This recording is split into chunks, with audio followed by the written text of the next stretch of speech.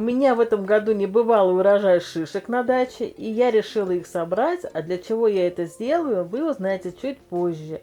Ну вот, шишек у меня получилось полкорзины с одной сосны.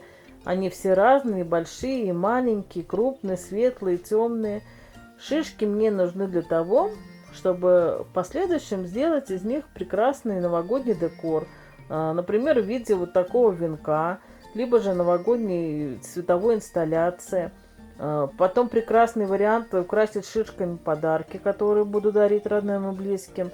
И очень мне нравится идея вот с таким вот новогодним подсвечником. Друзья, запасайтесь шишками и давайте вместе творить.